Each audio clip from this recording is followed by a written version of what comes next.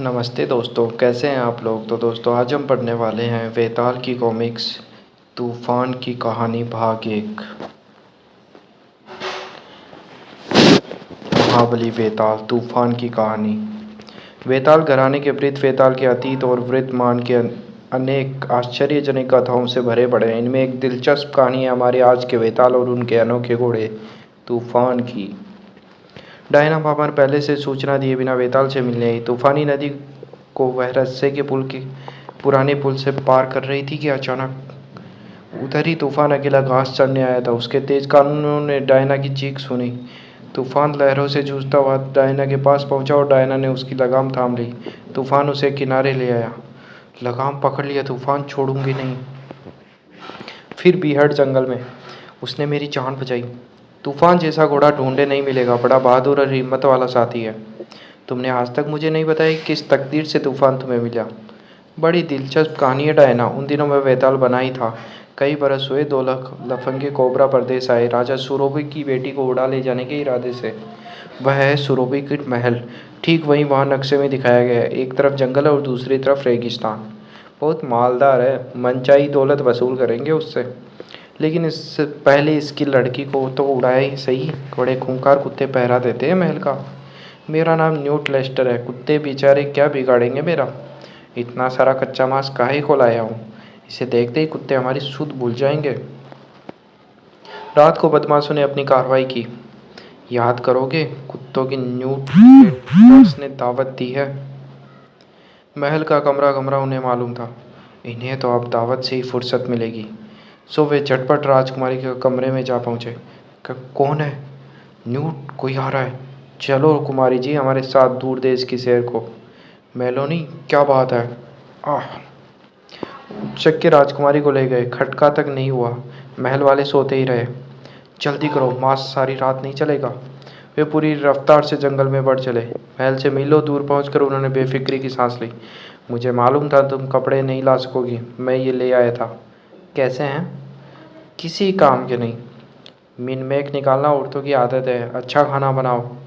इसे यूँ परेशान क्यों करते हो? देखो, इसे बैठाकर यहीं खिलाएंगे, काम धाम करना ही पड़ेगा। अगले दिन वे अपने रास्ते चले। शहर से सुरभि को पत्र भेजूंगा कि लड़की को छुड़ाना है तो रुपया भेजो। शहर में पहुंचे तो चैन पड़े। जंगल में तो जान निकली जा रही है, लेकिन जंगल दुष्टों को यूं ही बचकर जाने नहीं देता। यहाँ तो हाथ हाथ को नहीं जूझता। फंस गए, कहीं के नहीं रहे। अब कैसे बचें, क्या करें? यहाँ से पैदल चलेंगे। उठाओ अपना सामान। आगे कहीं पास की नदी है, वहाँ शायद नाव मिल जाए। तीनों धीरे धीरे जंगल के में चलने लगे, परंतु उन्हें पता नहीं था कि वह डेंकाली प्रदेश था जहाँ कई आंखें उन पर लगी थी। जंगल के नगाड़ों ने फौरन वेताल को संदेश दिया। वे नदी पर पहुंचे। संदेश दिया, 2 आदमी बाहरी लड़की के साथ। 2 आदमी और 1 लड़की पैदल? अजीब बात है, कोई झमेला है। वे नदी पर पहुंचे। भाग्य से उन्हें नाव भी मिल गई। जल्दी से सामान चढ़ाओ और चलो। लेकिन तभी भाग्य ने उनका साथ छोड़ दिया। चोर, मेरी नाव चुराई। रोक सको तो रोक लो। एक जंगल वाला और आया। लफंगों को मुश्किल पड़ गई। वे लड़ने में लगे और मेलोनी ने चुपचाप नाव को पानी में धकेल दिया। ये मुझे देखने न पाई बस। अरे, वह भाग निकल गई। मैं जानता था तुम्हारी बात मानने से हानि होगी। उठपटांगी सूझती है तुम्हें।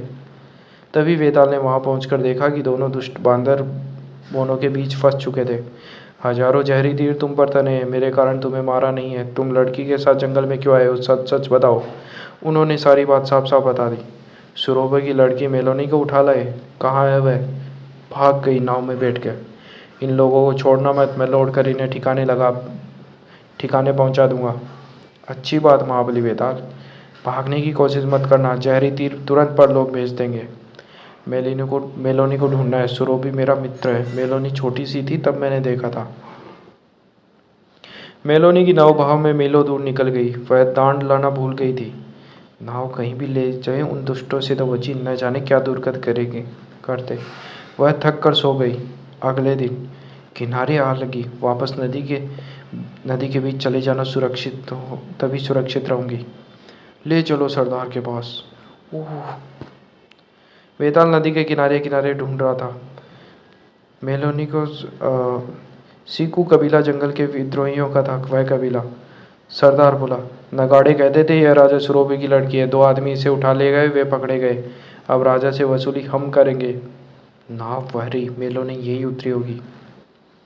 सिंकू कबीला, लड़की इन विद्रोहियों के चंगुल में है।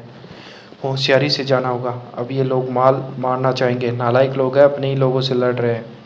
यह संदेशा सुरोबी को देना, चूक की तो मरवा दूंगा।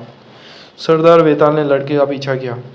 वेताल कहते हैं अमर है, हम उससे निपटेंगे। अब चलते फिरते प्रेत की आत्मा भटका करेगी। यह क्या? इसे फेंक दो काले भंवर में। भंवर यूं ही जानलेवा था। वेताल तो जाल में बंधा था। पिताजी का चाकू हाथ पहुंच जाए तो।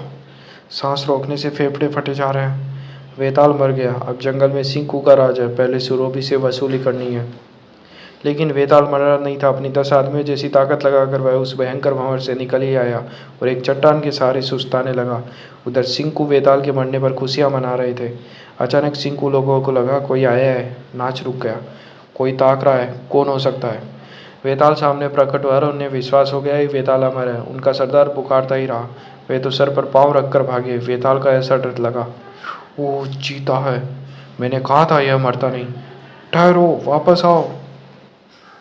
देखते ही देखते वहां वेताल और सरदार के सिवा कोई नहीं रहा। सरदार अब तुम हो और मैं हूं। सब डरपोक। सरदार डरता नहीं। सरदार था तो बहादुर और बलवान, परंतु वेताल के सामने भला क्या टिकता। जंगल में कहावत थी, गुस्से में वेताल के घूंसे घन की तरह पड़ते हैं। वेताल, पिताजी से तुम्हारी बहुत बातें सुनी है, पर मुझे नहीं लगता कि तुम सचमुच हो। अब तो मान लिया। बहुत दिनों बाद मिलना होगा तुम्हारे पिता से। बहुत अच्छे आदमी हैं। रास्ता काफ़ी लंबा है मेलोनी, बीच में खतरे भी हैं। तुम साथ हो वेताल, मुझे किसी का डर नहीं। तो दोस्तों, ये कॉमिक्स यही समाप्त होते हैं। मिलते हैं इसके अगले भाग में। धन्यवाद।